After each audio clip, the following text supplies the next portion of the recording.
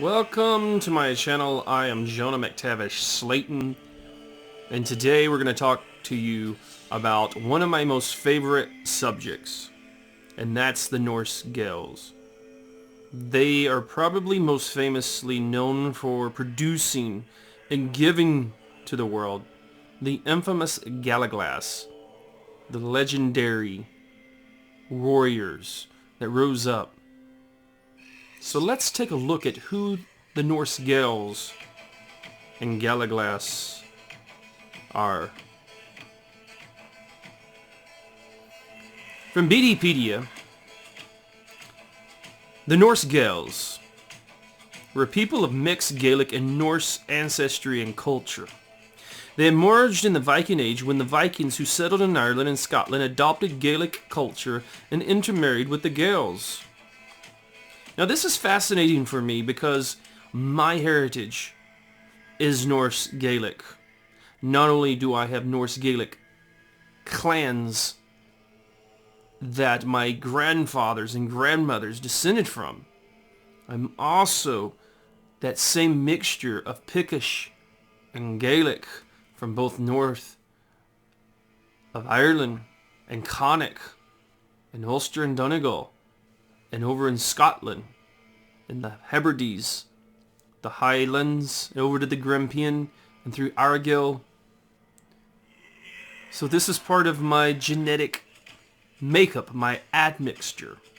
My number one admixture is overall grouping is called Orkney, or Arcadian, which is a mixture of Irish, Scottish, Pictish Gaelic, and Scandinavian.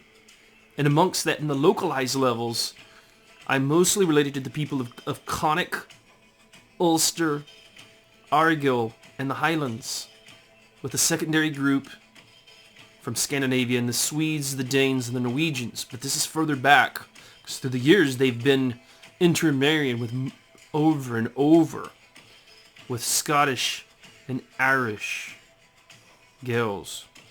So back to the Norse-Gaels. The Norse-Gaels dominated much of the Irish Sea and the Scottish Sea, the Hebridean Sea, or the Sea of the Hebrides, from the 9th to the 12th centuries.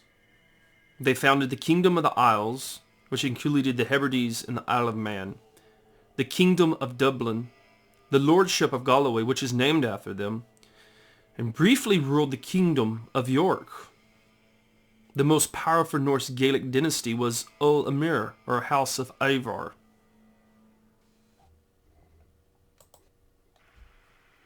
This is a picture of the genetic diversity of the Scots, but today we want to look at primarily the Norse-Gaels. Now we see up in Orkney and up in Caithness and in the northern part of the mainland Scotland the Norse influence, but they are Norse Gaelic as well because they have this DNA mixture from the Norse and the Scottish, Pictish, Irish people, the Gaelic people. But in particular, what we're looking at, and from my lineage and my ancestry, is the Norse-Gaels from the western parts of Scotland, along the coastline of Argyll and in the Hebrides, especially on the Isle of Skye.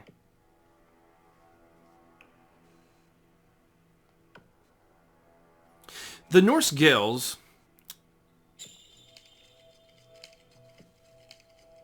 were people that would become a product of intermarriage.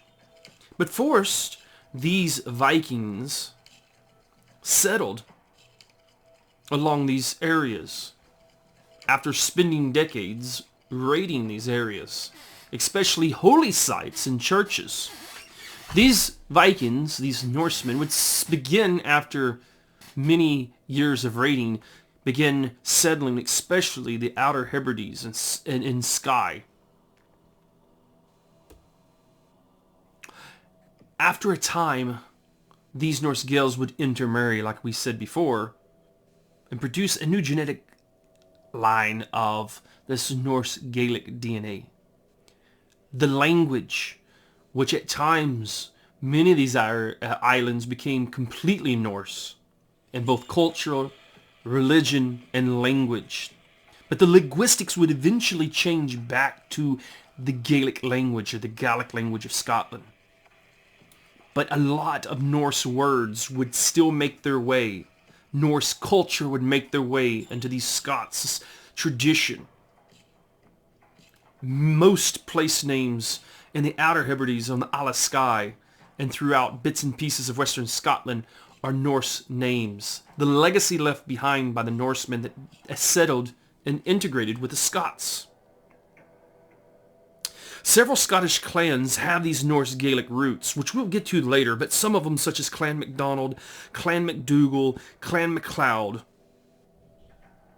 Now, eventually, these people would create an elite mercenary warrior class known as the Gallowglass.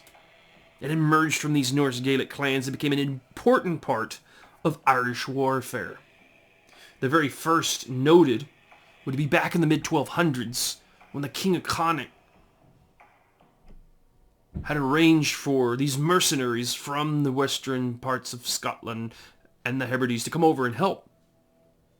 These were the Norse-Gaels, and this was the beginning of the Gallowglass. But also, these Highlanders would fight in the Scottish War of Independence in the late 1200s and the early 1300s. And they would help patriots such as William Wallace and Andrew Murray, who had an army full of these devastating Gallowglassian Highlanders. They would go on after the deaths of Andrew Murray and William the Wallace. They would go on and support Robert the Bruce and fight against the English. They would also go over to Ireland with his brother, Edward the Bruce, who looked to solidify a Gaelic twin kingdom of Scotland and Ireland ruled by the Bruce brothers. It failed, but many of these Gallowglass, many of these Norse Gaels would end up staying in Ireland, serving Irish Gaelic lords, they themselves producing great Irish families. Some of the things that were important to these individuals that probably were brought in to both Ireland and Scotland was the use of their mighty axe, their claymore, their broadswords, the devastating warriors that were clean mail, chain, heavily armored to do destructive damage. The Vikings also, the Norse introduced their longships, which influenced the Gaelic Berlin, or the Langafada. These Langafadas were used extensively all the way up into the 1600s. And just like the Norse longboats wreaked devastation in the Irish and the Sea of the Hebrides, the Gaelic Berlin, or the Langfada, would be used by Summerlin to win over the lordship of the Isles and defeat his brother-in-law, the King of Man. There are many surnames that survive today, such as the MacIvors, the MacAskills, the Maleskills, Blackcotters, and so forth.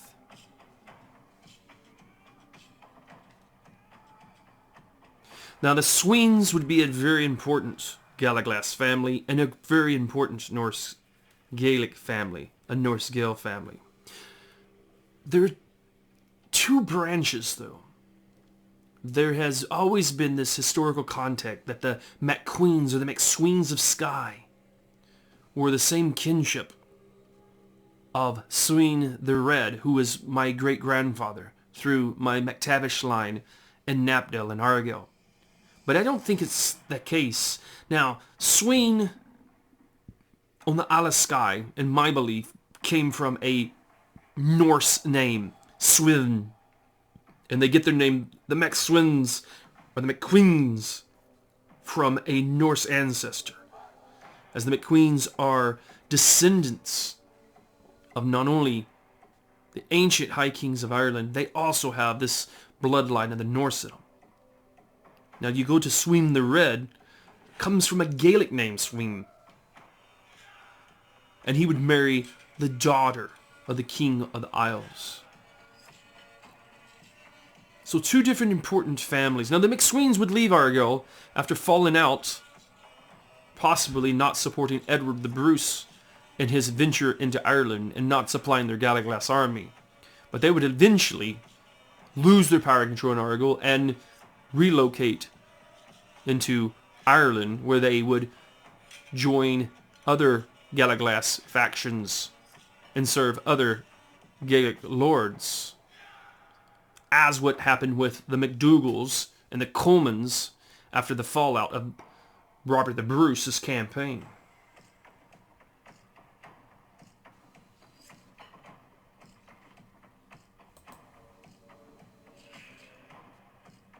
The Gallowglasses are one of history's most incredible and dynamic and furious mercenaries.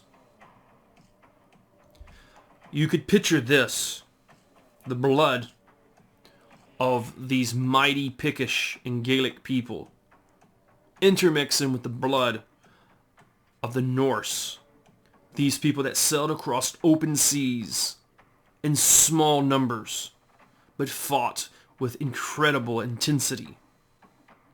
This raiders' blood mixed it with the old raiders' blood of the Celtic Pictish. This bloodline, with two separate sets of fighting skills and cultures, intermediated into one, made a undefeatable force.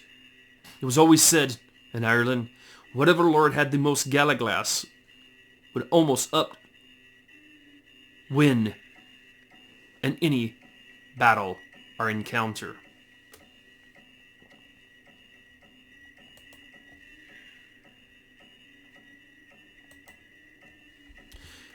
I'm going to read now from an expert off of social media by Meryl Mackenzie. She is from the Outer Hebrides, which is one of the homelands of the Norse-Gaels. She writes, the turbulent history of medieval Europe always called for able and skilled warriors. Wars and battles depended on the ability of the soldiers, and a man who was skilled with the sword was sought after commodity. This gave rise to the mercenaries, warrior elites that excelled in the craft of bloodshed. Some of these mercenaries arose in Scotland and Ireland, and they were called the Gallowglass.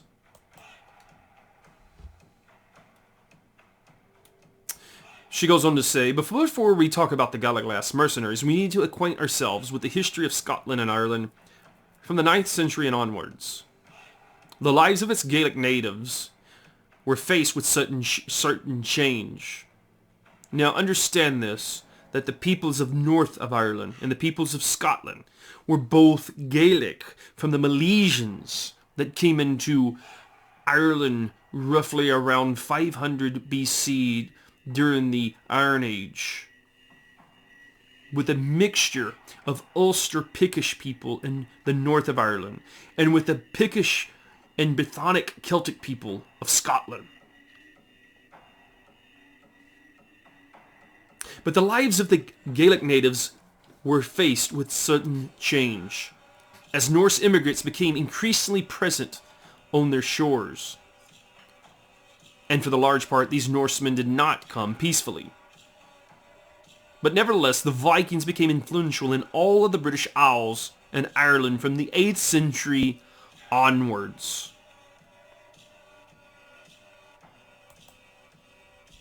With the establishment of Danelaw, their influence and dominance became evident, and their threat was undeniable. In Scotland, the Norsemen had a strong foothold. In the 9th century, they established the Kingdom of the Isles, and to them it was known as the Southern Isles, a term that helped distinguish them from the Northern Isles, which was Shetland and the Orkney Islands, which they also ruled. The Kingdom of the Isles consisted of the Northern Isles, Hebrides, the islands of Firth of Clyde, and the Isle of Man. The Norse dominated the Irish Sea and the coastlines of both Ireland and Scotland throughout the history of this kingdom, which lasted up into the 13th century. The Norsemen were in conflict with the Kingdom of Dublin, an area which was also established by Norsemen. This often warranted the intervention from the Norse Earls of Orkney. So the picture can be painted as this. You have the King of Man, or the King of the Isles, controlling the southern Hebrides, and at times Galloway, and the coastline of bits and pieces of western Scotland. You would also have a kingdom in northern England. You would also have the Kingdom of Dublin. And you would have other pockets around Ireland, such as Wexford, Waterford, Limerick, and Cork, and so forth, that would have their own petty, controlled kingdoms. So these kingdoms at times were united with each other, and at times they were against each other. Incredibly, at times the Irish would recruit these Norsemen from Dublin, or from Man, to come fight in their wars against each other. Over time, these people would intermarry. But back to what Mistress Mackenzie has to say. But in these power struggles between the Norsemen, the everyday Gaelic natives of both Ireland and Scotland were the ones who would suffer most. The regular people were often poor, leading to simple agricultural lives, and the Norsemen often raided their shores, capturing people as slaves. Gaelic slaves were considered relatively easy to acquire, hence the huge Gaelic populations in such places as Iceland. As the time progressed, intermarrying soon occurred, and the Norsemen were fairly quick to assimilate comfortably into their host nation. After a few generations, and a new distinct group of people emerged, the so-called Norse-Gaels.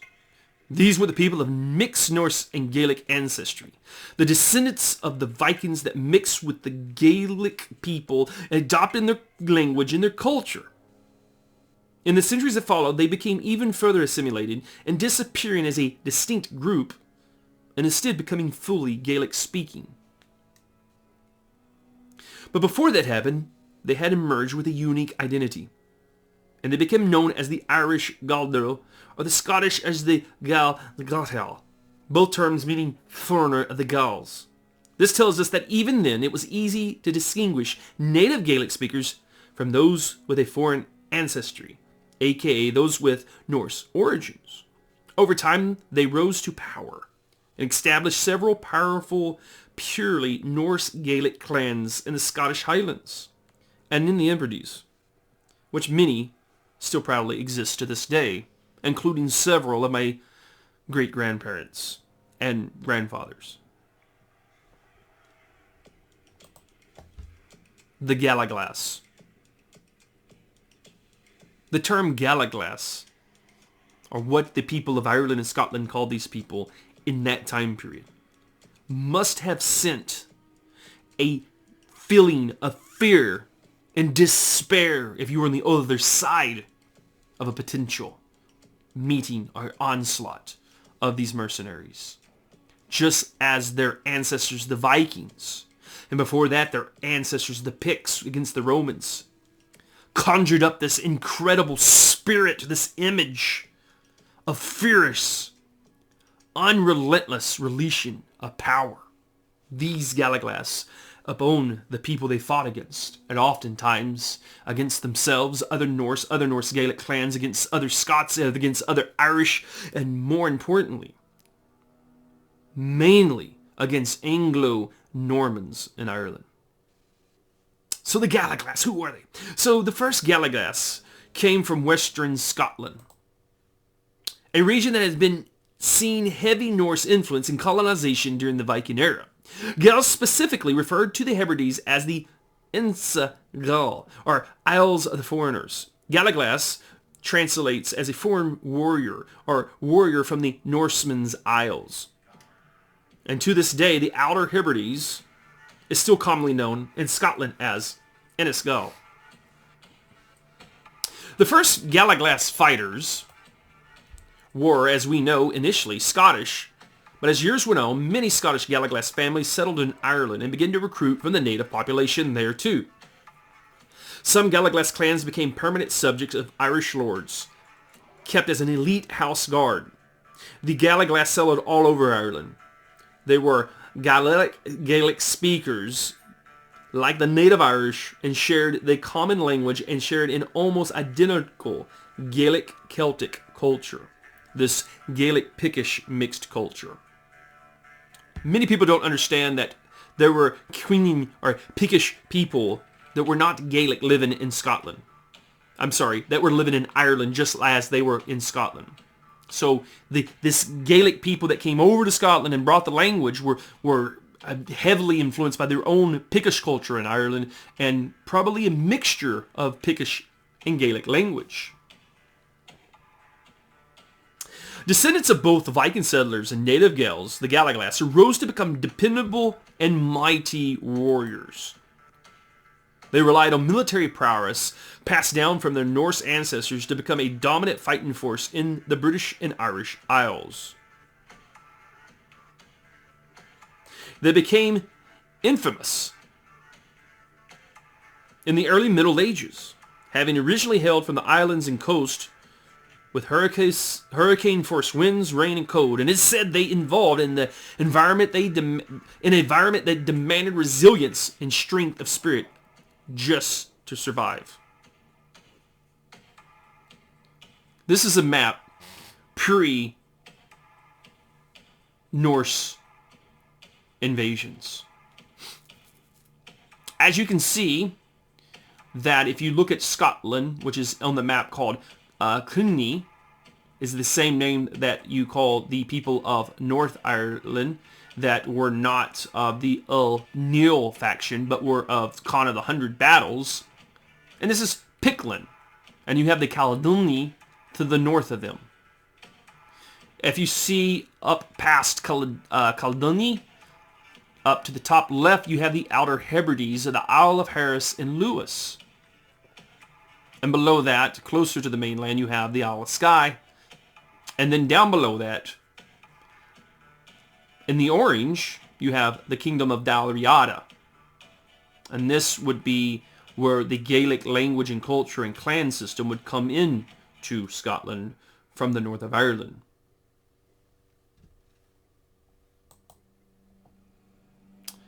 This map shows you a influence of the region of the Kingdom of Man and Isles. This is toward the end of the 11th century. This is right leading up to the time of Summerland, who would give birth to some of the greatest Norse-Gael clans and Gallowglass warriors. Solder. The lighter red is Man in the Hebrides. As you see, Man is located between Ireland and the north of England and just directly south of Scotland mainland. This would be the power base for the ruling of the King of the Isles. As you look and go up, you see that the lower sections of Argyll and Bute were under the control of these Norsemen. And throughout you see the islands such as Mull, Tiree, Room, Skye, Harris, and Lewis, all being under the control of the Norse. And this map shows you the character of Norse influence. So if you see the dark orange of the map, which is the top center of the map, you see northeast Caithness and the Orkney Islands. The place names are almost totally of Norse character. It's incredible. If you go to the Orkney Islands or Shetland, even though these people are genetically Gaelic and Pictish, they're Scottish people, but they also have a heavily genetic disposition of Norse. And still, even though most speak English now, they still carry a lot of Norse tradition. And everywhere you look in the place names and settlement names that is named after the Norse. If you go to the lighter color, we would call it the box number 2, is place names of mixed Gaelic and Norse character. And this will rim out all around western and northern Scotland and the Hebrides. So it would be to the left of your screen. This place names, especially on the Isle of Harris and Lewis and Ulst, Barra, and sky would be full of Norse names. Now, if you go to the box 3, which is a yellow, a darker yellow color, in the southwest of Scotland. Now, this would be the area of sort of close to, what we call Galloway. And you would have both Norse and Danish, including the Isle of Man, because at times these were both controlled by a Norse king of the Isles, and at times it was overlordship of the Danes, like in Danelaw or the Iver dynasty. If you go to 4, which is green, this is this eastern section of Scotland, and you see occasional place names of Scandinavian character. And then you see the non-numbered box with kind of this grayish tan color. This is the northern sections of England. This is going to be this influence of Danelaw. This is going to be the influence of the Kingdom of York or Jorvik. And this would be another sections of this Norse influence. Vikings in Scotland, 1014 to 1104. So this is a century before the arrival of Summerlin's emergence as the Lord of the Isles, King of the Isles. The red line shows you the maximum extent. Once again, you would see Shetland, Orkney, and the blue up at the top, all the way through Sutherland and Caithness, Snell, and Ross, all the way over to the Isle of Lewis and Harris, all the way through to the Skye, Mull, Islay. And then, incredibly, you have an independent Gaelic Norse population found in the Gallowglass, which is where we get the word Galloway from.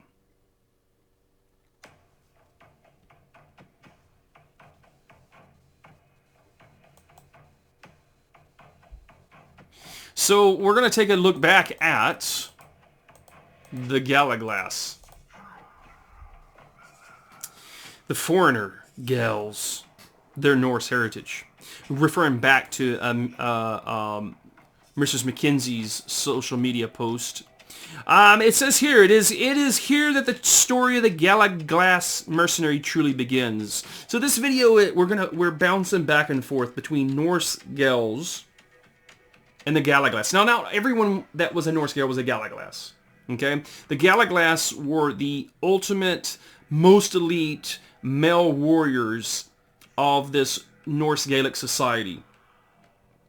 So you would have farmers, you would have shipbuilders and carpenters, you would have smiths, blacksmiths, you would have different people. Not all of them were Gallowglass.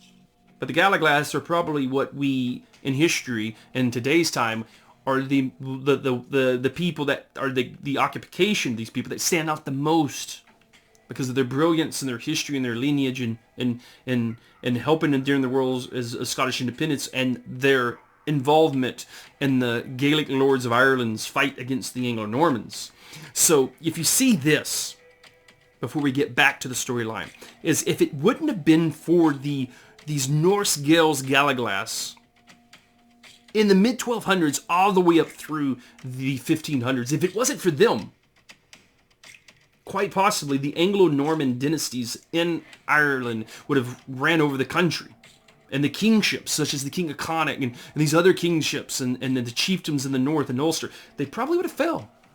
But it was these men that kept the Anglo-Normans at bay.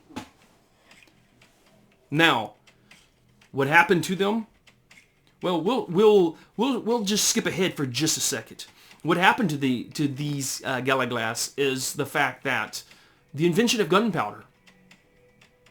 The single-handedly thing that defeated the Gallowglass was no standing army in Europe, or Britain, or in Ireland. It was an invention of technology, the discovery and the use of gunpowder, which meant now battles would be won with cannons and guns. Cannons, chainmail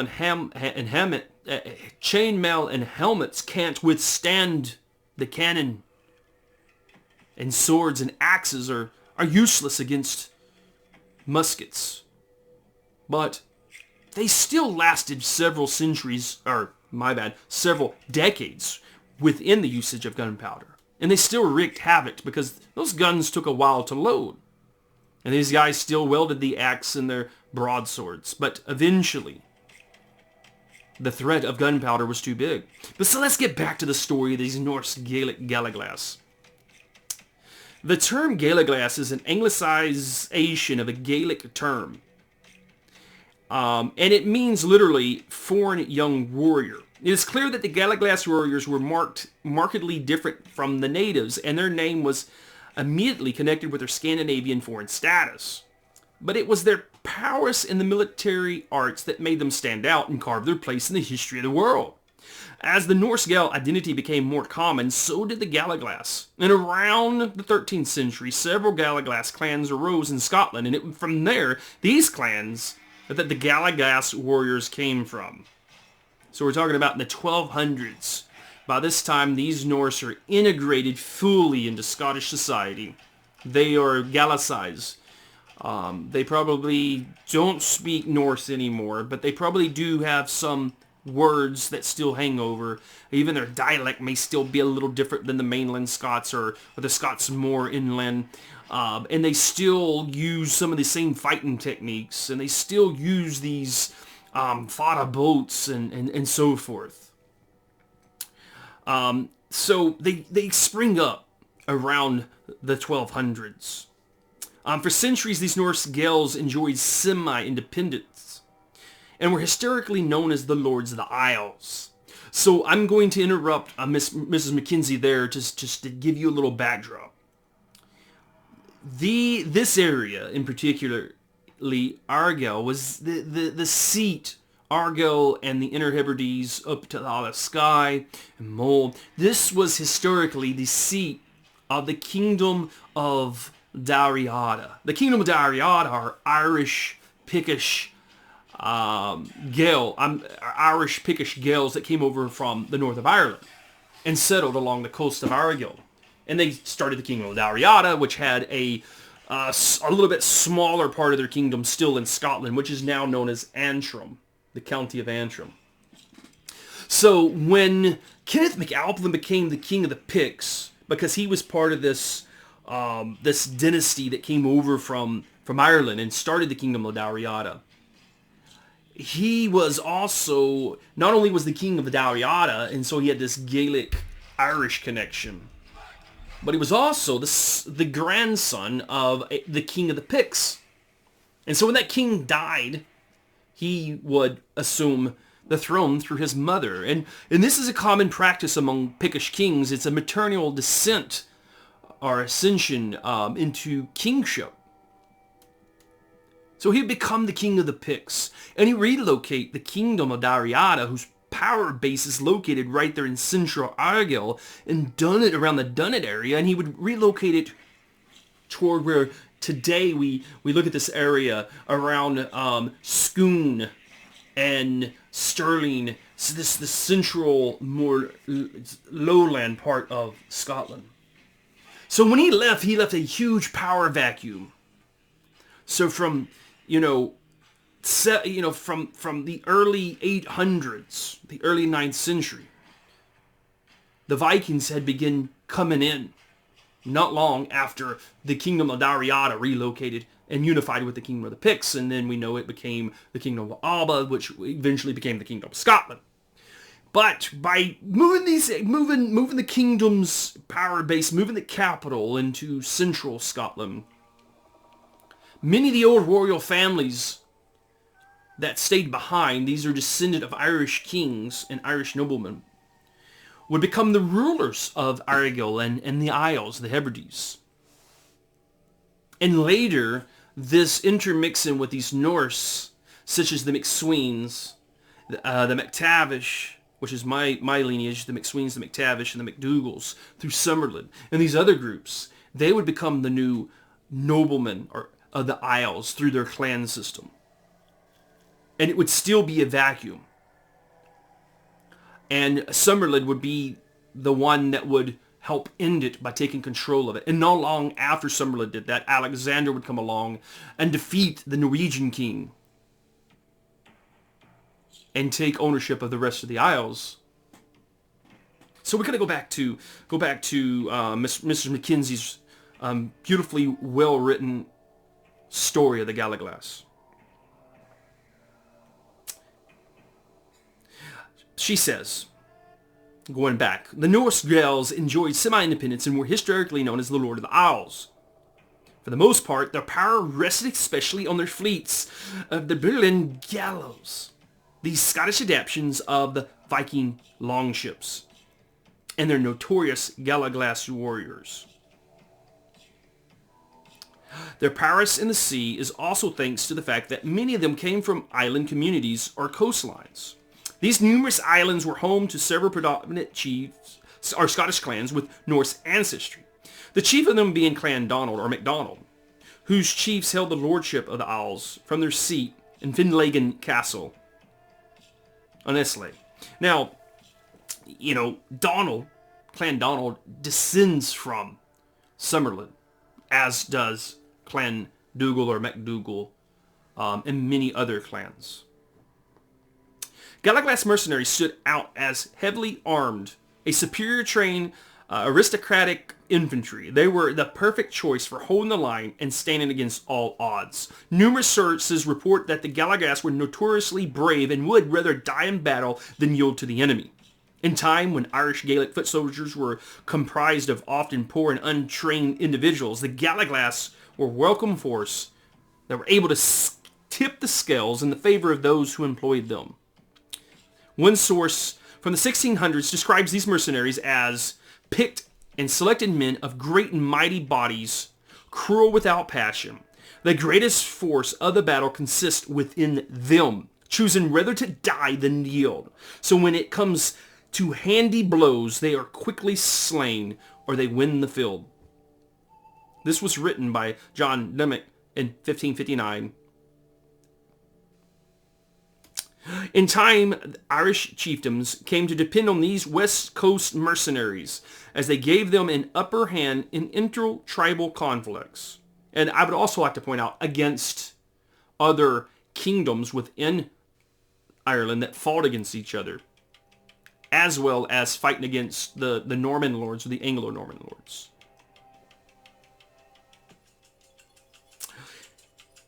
They were employed, they also employed, these Irish chiefdoms also employed them as bodyguards and house guards, as they were still perceived as somewhat foreign and were not susceptible to local feuds or choosing sides. They're going to get paid, by the highest bidder, and are they going to be loyal to the person that takes care of them? Likewise, the Gallowglass depend on the Scottish and Irish chiefdoms as well, as a period of warrior service was their crucial source of essential income.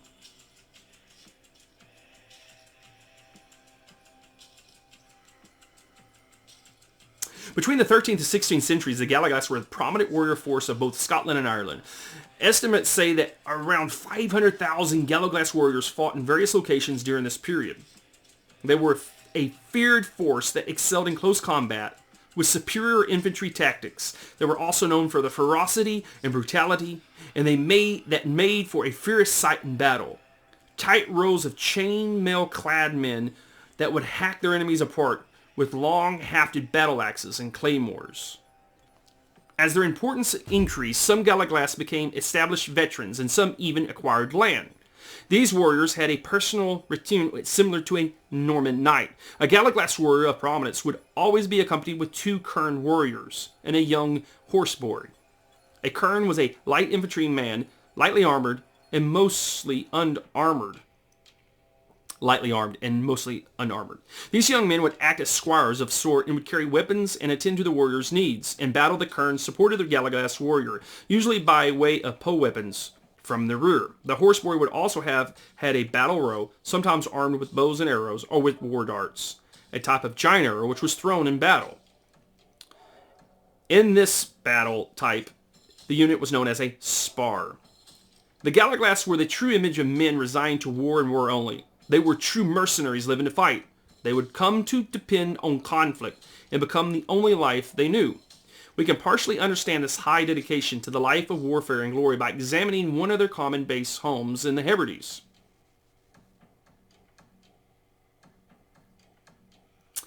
It is clear that these men, descendants of incredibly adventurous Norse warriors, could not settle for such a simplistic, hard life of the Hebrideans. Their Viking genes were restless, and thus they sought a life of war and adventure, traveling across the world in employment of kings and chiefdoms, doing what they did best, killing and raging war. A life of glory and legend, just like their Norse ancestors.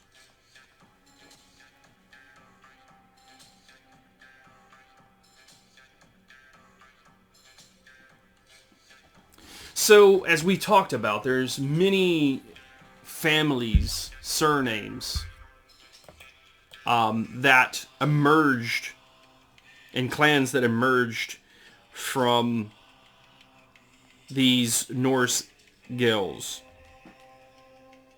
And many people with Scottish and Irish ancestry and heritage have Norse Gaelic family ties through their great-grandparents and into clans.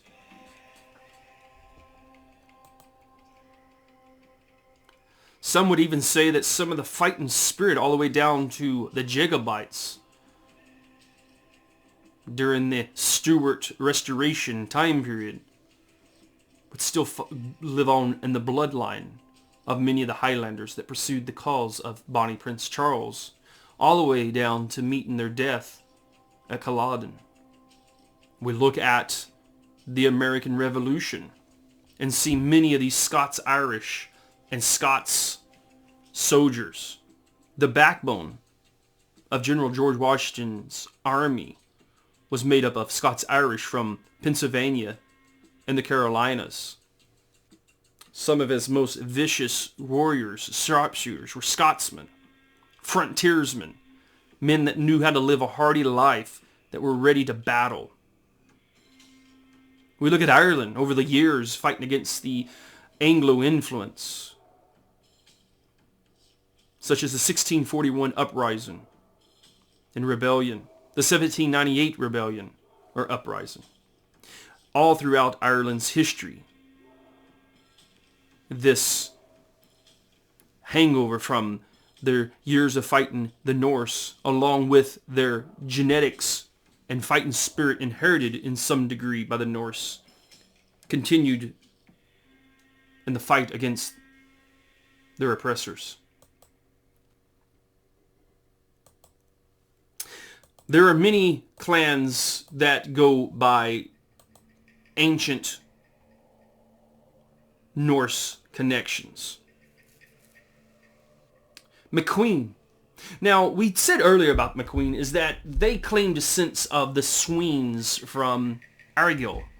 But Clan McSween, in my opinion, is not of the same lineage as the Sween found at Castle Sween.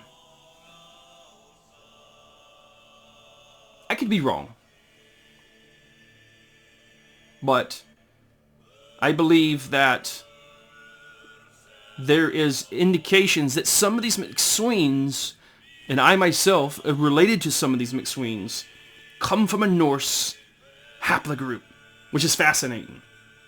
The discovery of a McSween haplogroup that's shared with my own haplogroup, which is of Norse origin and not a Pictish or Gaelic origin, which means my family came into Scotland before entering Ireland from Scandinavia.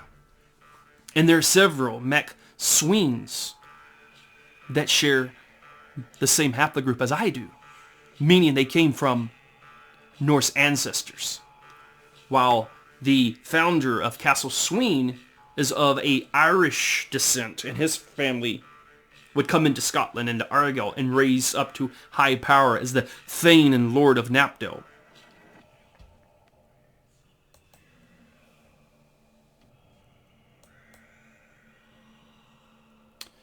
This is a picture of a Sween chief that would have operated and owned a mercenary force that would be utilized in Ireland.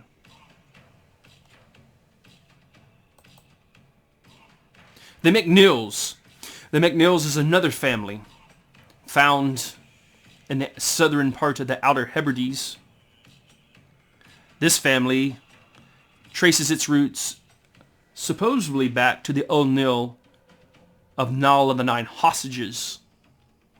But we have found that many of the MacNill have Norse haplogroups, meaning that their fathers were not from the lineage of Old Nil and from Niall of the Nine Hostages, but actually were from a Viking man, a Norseman.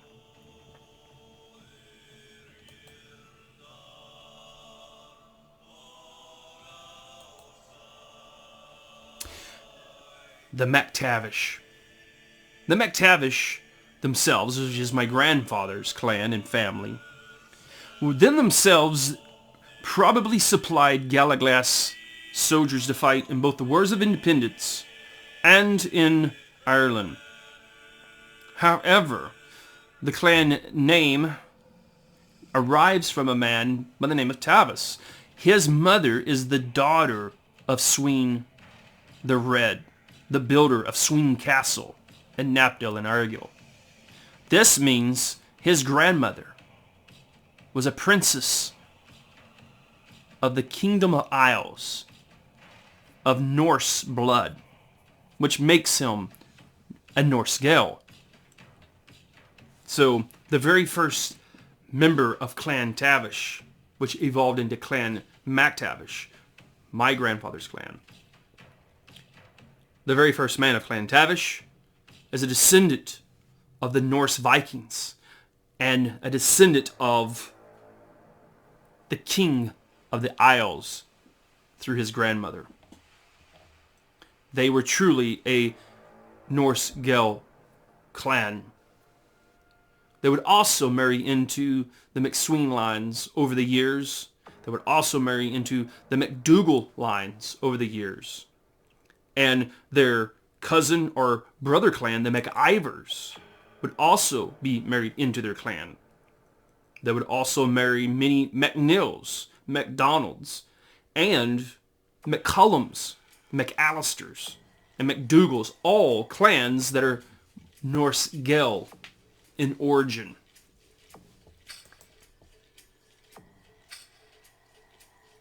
This is the coat of arms of the chief of our clan, MacTavish. He is MacTavish of Dunaudry in Argyll, and Dunaudry means the seat or fortress of the High King.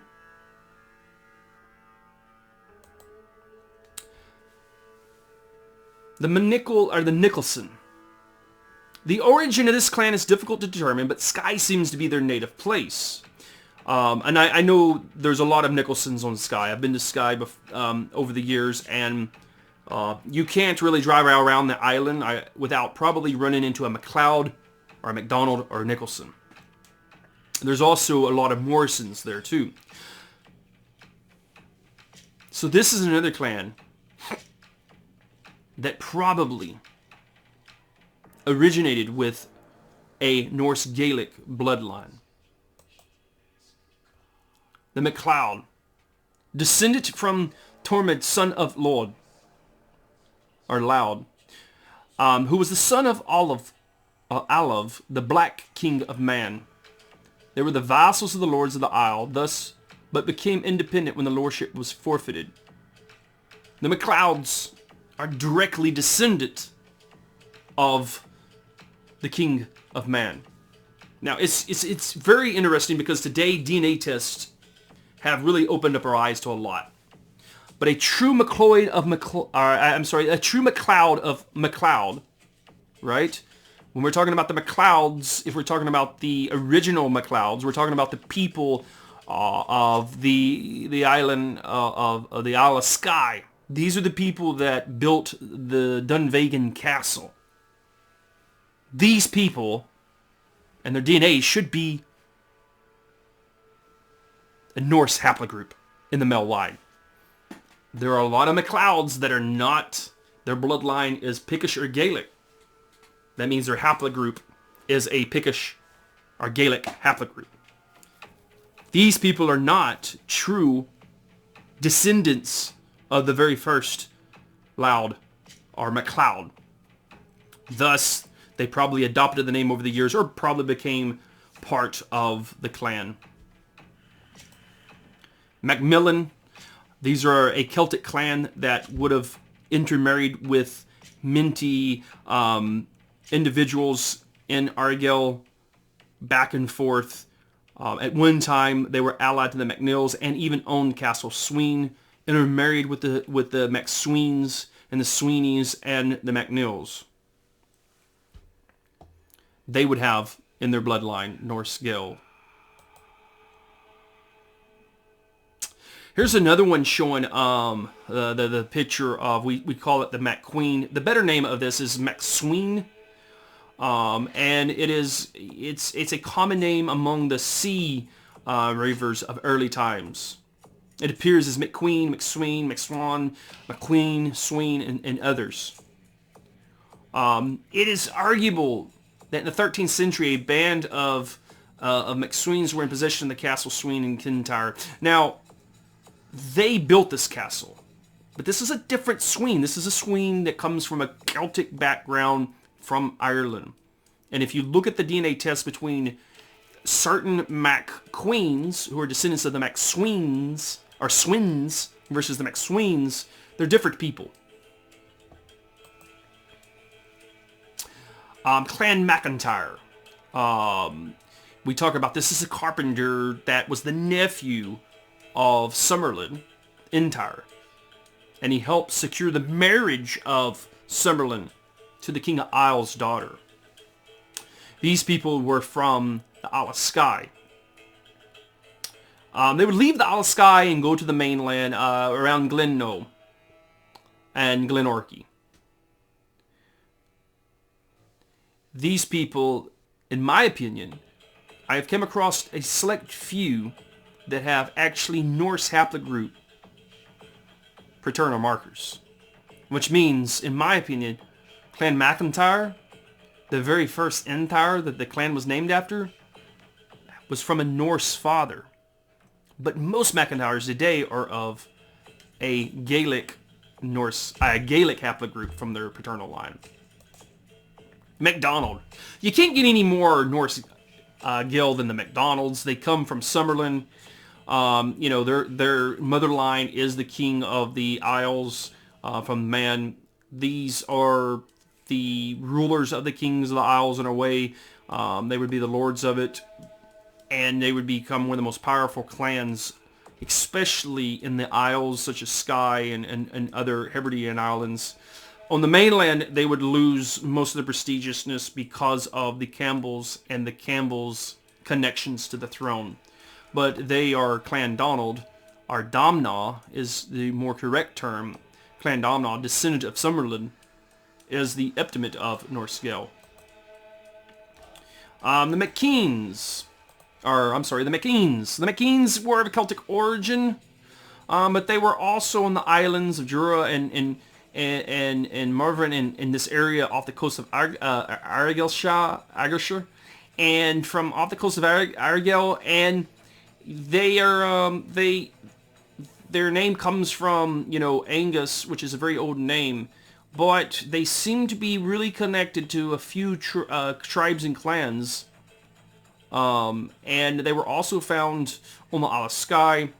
Not sure if we could say these guys were true Norse-Gaels in the early days, but eventually, by the time they were a clan, and not long after that, so we're talking about sometime in the 1100s, they probably would have had this Norse ancestry in them from intermarrying with Norse-Gael clans. MacDougall. Well, if you can find a clan that might be a more intimate or more remarkably close Norse-Gael clan, it would be the cousin clan of Domna, or Clan Donald, and it would be MacDougall. And now MacDougall comes from a brother line, and this is the from the male line of Summerlin. And these guys were ultimately power machines in that region where they lived at in Argyll, around Oban area and through there. Unfortunately, they would support John Comyn and then they would go after the wrong man in history to mess with, and that was Robert the Bruce. And eventually their lands would be forfeited and handed over to the Stuarts and the MacDonalds, and then later the Campbells. Now, MacDougall is a great-grandfather of mine. So I have MacTavish, I have the Swing, I have the Mac Swing, and I have the MacDougall as great-grandparents. So we're going to look at the 16th century map of Ireland, and what you see here is the green is primarily the native Irish, and then we see this kind of the Ulster plantation up there with the Scots in the blue, and then we see the Normans in the area that are yellow, obviously the Pale, which is going to be around which we call Leinster today, Dublin, and then all throw down where Tipperary is, and up through Limerick, and down through Waterford, Wexford, parts of and even Cork. But as you see in the purple, you see these are Gallowglass areas, which means these Gallowglass clans settled there, and then became their own identity, became very wealthy. And we see in Donegal, we see these are the McSweens, and you know of Doe Castle. And then if you go down to this area, both areas of Donegal, the North Donegal, and then you have near Donegal, where actually the town of Donegal is, another settlement of them. You go down even more to the south, and now you're getting into this region of Galway. You're in Connacht now, and this is the MacDonalds. Now, the MacDonalds come from Sutherland, okay? They're just like the MacDougalls. They're just like the MacDonalds. Or the MacRagnalls, but they're all from that same branch. And then you get the MacSheehies, which are found there in like Limerick and Tipperary. And then you have another group of MacSweenies, which are down closer. This is an area of Cork and southern Tipperary. Then you go back up, and let's take a back look up at the Scots. And you see that you have the MacDonald, the MacNeils, the MacAllisters, and the MacCowans. These are all Norse-Gael clans that are settling there in Antrim, in Ulster. Now, these are not particularly Gallowglass people in these regions, but some of them could be. But they were all Norse-Gaels, and they all come from the same clans that produced the Norse-Gaels. Now, there's a couple of books written that are pretty good source material, and they go over the Gallowglass. I mean, because most people, unless you have Norse-Gael ancestry heritage, you probably are not too interested in the Norse-Gaels themselves, but most people are interested in the Gallowglass. And this is a book written by Fergus Cannon, and it's illustrated by Shauna Bergen, and it's called Gallowglass 1250 to 1600, the Gaelic Mercenary Warrior. So let me slow down a little bit. Gallowglass 1250 to 1600, a Gaelic Mercenary Warrior, and it's by Fergus Cannon. It's an excellent book. It's pricey, and if you could find it, it's an excellent book. But it does, to me, I think there's a lot more that can be explored on this subject. But this is really kind of doing some research, but it's kind of given this dissection of the knowledge that we already have of the Gallowglass. But it's an excellent book, but it is very pricey. If you don't know much about the Gallowglass, this would be a book to get a hold of. Unfortunately, it is not a cheap book. Another book that I really like, and this is an older one. We go back to this book by Fergus Cannon. This is more of an updated. It's got some great illustrations in it and stuff. But this book could be found pretty cheap. But it's called The World of the Gallowglass. It's Kings, Warlords, and Warriors in Ireland and Scotland from 1200 to 600. It's a good book, and Sean Duffy does a really good job. So I recommend either one of these books, but they tend to be harder to find and tend to be very, very pricey.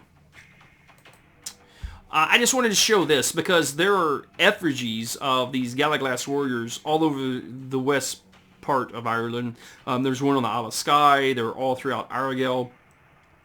Even in my own family line, such as the MacDougalls, the McCollums, the MacNeils, the MacTavishes, all of these ancestors of mine have these clad uniforms with these claymores and helmets, these crusader knight-looking effigies of these great warriors of the Norse-Gaels. Now, not all these individuals, effigies, not all these guys would be Gallowglass, because if these guys are still in Scotland, these were probably lords, chiefs.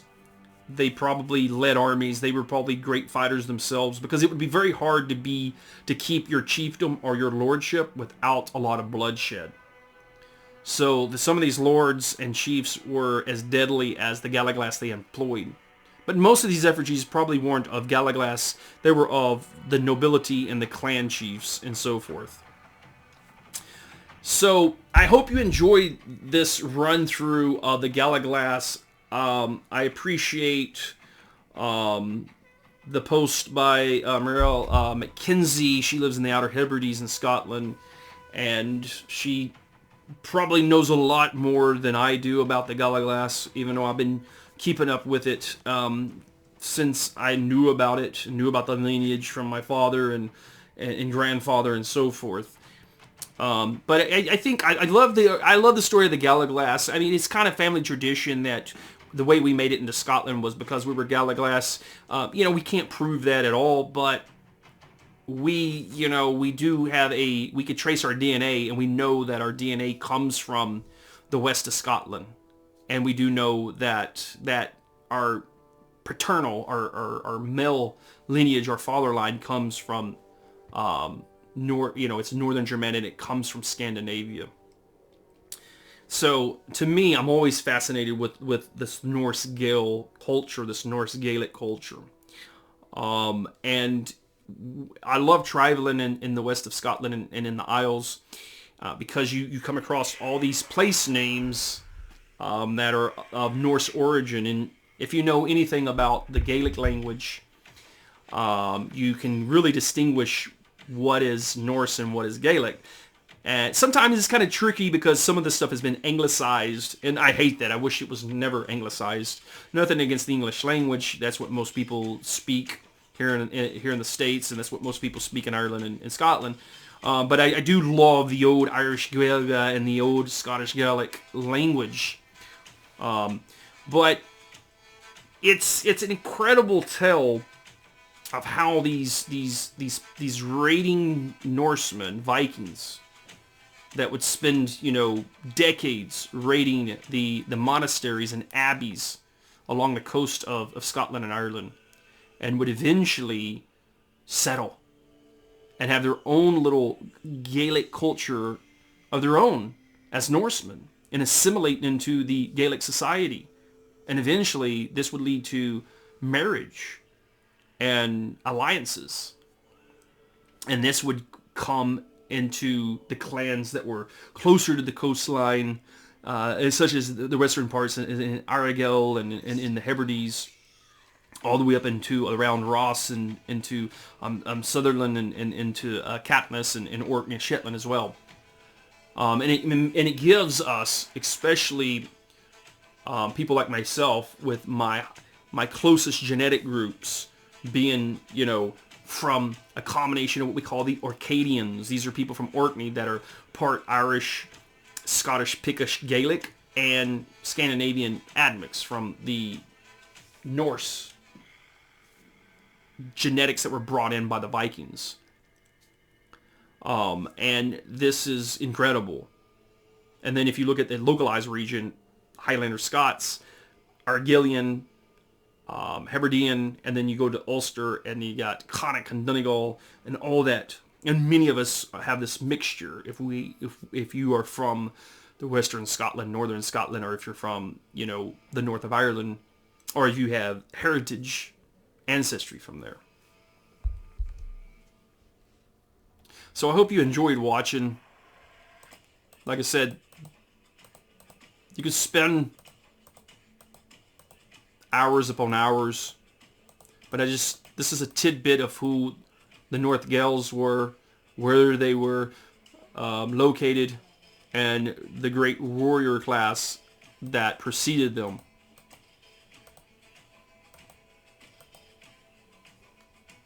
Thank you for watching. I'm Jonah MacTavish-Slaton. Until next time.